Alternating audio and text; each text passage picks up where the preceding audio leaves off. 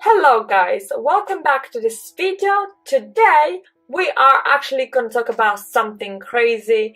I never thought about it, probably up until today, up until me starting doing the research for this video, but I came across this interesting article that was on history of contraception. And so today we're going to talk about contraceptions, the different methods used in history, and so we're gonna go and have 16 chapters of the history of contraception. Guys, I hope you really enjoyed the video, and if you do, please don't forget to comment and like the video, but we'll talk later about that. Right now, we're gonna jump straight into chapter number 1. Let's start. Chapter number 1, breadcrumbs for the Egyptians. One of the earliest evidence of contraceptive is found in the Egyptian Abba's papyrus, a compendium of medical practices dating back to 1550 BC. The Egyptian recommended a tampon made of breadcrumbs mixed with acacia, honey, and dates. Perhaps there was an element of truth in this invention. The lactic acid produced by the fermentation of acacia may have had a modest spermicidal action, certainly not the ability to avoid pregnancy for 2 or 3 years, as the source, however, suggests.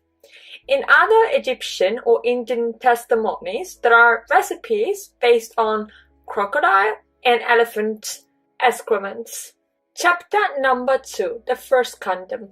Already the ancient Egyptians created a sort of condom using animal intestines, but they used it above all to prevent venereal diseases. It is said that the word condom originated from a certain Dr. Condom or Compton, who invented it in the 17th century for King Charles II of England. But the inhabitants of the French town of Condom also attribute the authorship of the name.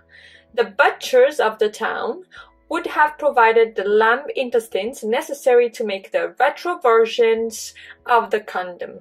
The first in rubber, after the invention of vulcanized rubber, was produced in 1855, used on a large scale by German soldiers during the First World War.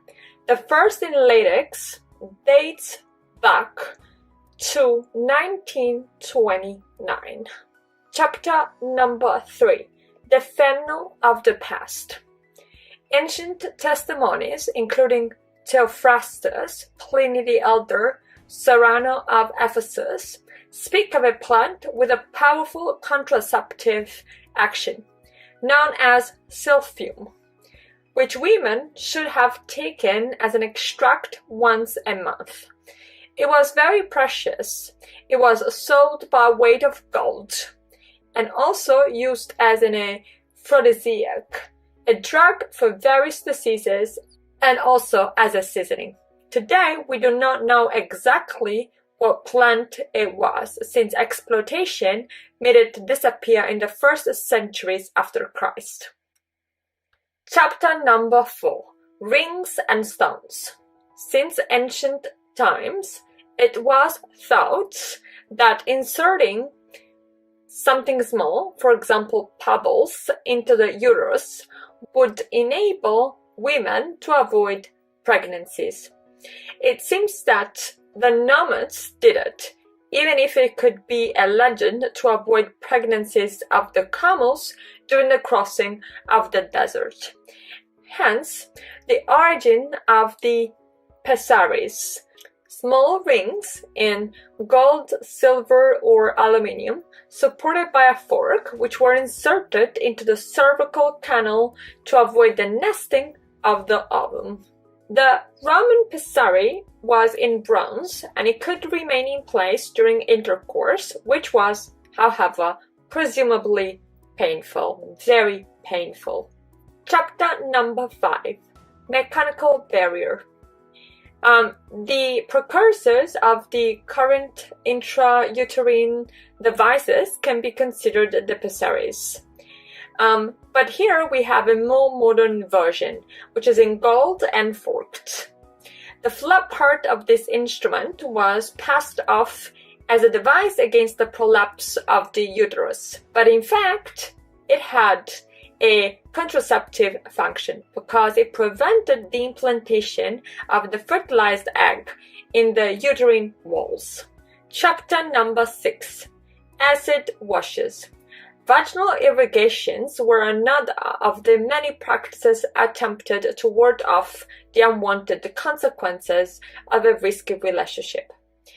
They were almost always acid solutions. Between the late 19th and early 20th century, solutions containing mercury sublimate were used, which, in addition to killing spermatozoa, caused serious damage. Devices like this, in theory, were to be used for intimate douching, but in practice they were also used as an emergency contraceptive remedy. Chapter number 7. Baron and pumps.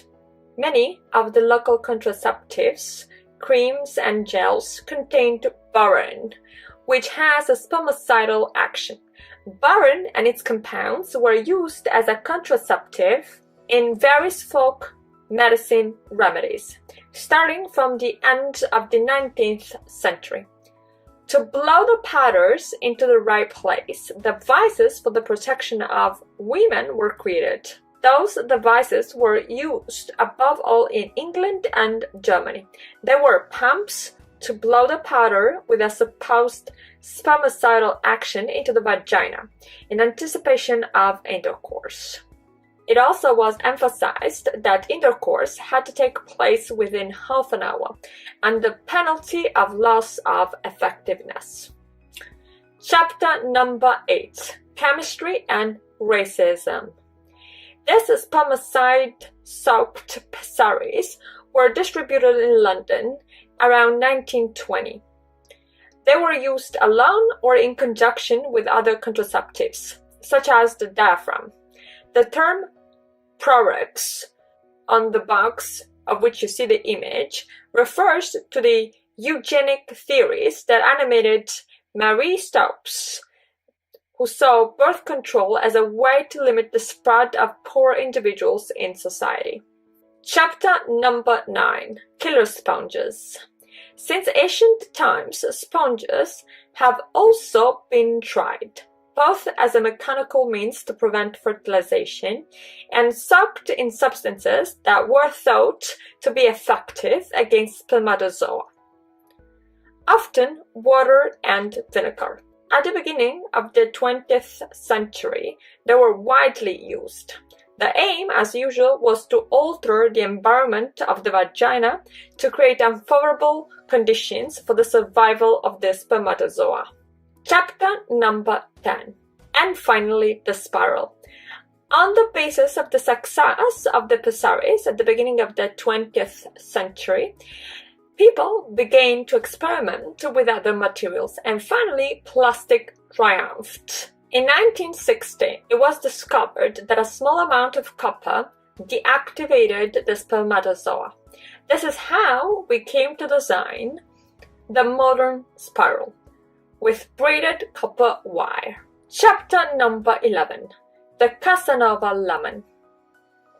Casanova suggested the use of half a lemon emptied as a remedy for pregnancies. In part, he perhaps trusted the citrus acidity, in part the mechanical protection. In fact, Casanova's remedy was an ancestor of the modern diaphragm, invented towards the end of the 19th century. Chapter number 12. Soft hood.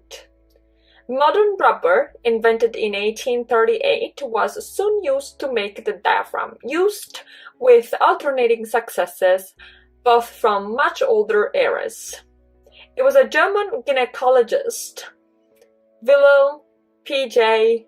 Menzinger, who first described the use of a mechanical rubber contraceptive in 1880, an alternative to the diaphragm that had more success in Europe for decades was the cervical cup.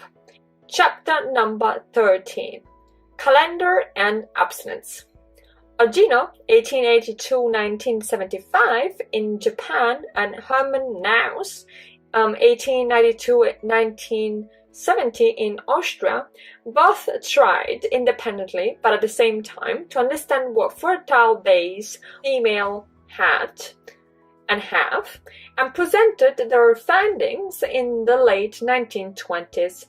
Based on a statistical observation of the woman's fertility cycle, they established that ovulation precedes menstruation by 12-16 days, and that is the period that is constant. Later, Ogino disavowed the use of these calculations as a contraceptive method because they lacked sufficient guarantees of reliability. Chapter number 14. Birth control. To popularize the term birth control was Margaret Sanger, an American activist born in 1879.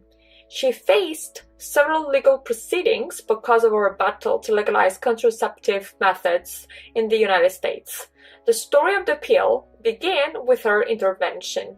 In 1951, at a party in New York, Sanger asked Gregory Pincus, a world authority on reproductive studies, how much would it cost to develop the perfect contraceptive? Pincus replied with a number. That number was $125,000. It was actually $2 million, what it amounted to at the end, financed with the fortune of Catherine McCormick, who was Sanger's friend. And she was a biologist, a women's rights activist, and a wealthy heiress. Chapter number 15. The pill. In the 1950s, in the Syntax Labs in Mexico City, the chemist Carl Gerasi, who passed away in 2015, developed a form of synthetic progesterone, the hormone that since the 1920s has been known to perform a contraceptive action because it inhibits ovulation during pregnancy. This is where Gregory Pincus, already working on developing the pill, comes in. With a sample of the synthetic progesterone supplied by Gerasi, Pincus began testing on animals and on women. It quickly became apparent that it worked, and in 1960, the pill was approved in the United States as a contraceptive. In 1961, landed in Europe. Chapter number 16. The chip of the future. Will the future be in a digital pill? MIT researchers have developed an implantable pill under the skin, a microchip that releases small doses of hormone. The hormone would be released thanks to the small electric current generated by the battery. There is a talk of a duration of 16 years, but it could also be deactivated with a remote control. Now, guys, with that being said, this is all for today and for this episode. I hope sincerely you actually enjoyed this episode on the history of contraception. And so if you have, please don't forget to leave a like, comment below, let me know your thoughts, let me know what you think. Please comment below. And don't forget to like the video, subscribe to the channel if you haven't yet, and also hit the notification bell so that you can receive every new single update. With that being said, guys, we'll talk some more next time. Bye!